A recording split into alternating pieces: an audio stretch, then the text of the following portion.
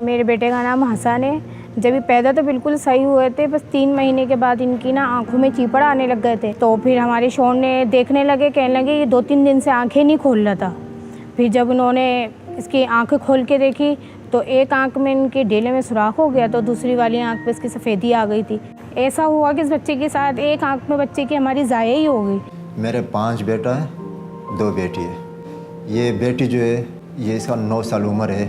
जब चलना फिरना शुरू किया था इसको भी एक तो कांसी भी ज़्यादा आ रहा था। कांसी के अलावा जो था इसका भी नखून ये नहीं लग रहा था। जब मदरसे से आता था घर पे ये बात नहीं कर सकता था, इसका सांस भी रुक जाता था। कितनों को दिखा रही वो बात फिर वहीं की वहीं। इसके बाल झड़ते थे, इसको देख देख के ये रोते थे, मैं रोती थी। आंखों में खून आता था इसके, तो सामने से इसको हम शीशा नहीं दिखाते थे। कोई अस्पताल वाला लेने के लिए वो ही नहीं कर रहा था। इसका कैसे इतना ख़राब हो गया था। मेरा बच्चा पहले शुरू में काफ़ी बीमार रहता था। तकरीबन ये 5-6 माह का हुआ तो इसकी छाती अक्सर ख़राब रहती थी ना, और बुखार इसको रहता था। इसका इको कराया था तो वहाँ से पता लगा दिल में सुराख है। तो बस वो बात सुननी थी, यकीन जाने के पाँव के नीचे से ज़मीन निकल गई। कुछ समझ नहीं आ रही थी कि क्या किया जाए इसका। मैं समझती हूँ कि आंखें सबसे बड़ी नेमत है अल्लाह ताला की। बहुत डर लगता था कि मैं कैसे एकदम से अंधेरा हो जाएगा। एकदम बचपन से सब कुछ देखती आ रही हूँ और एकदम से अंधेरा हो जाए तो बहुत डर लगता है इंसान को। से हमने कराची के बहुत बड़े नामी ग्रामी अस्पतालों में गए पर हम मायूस हो गए।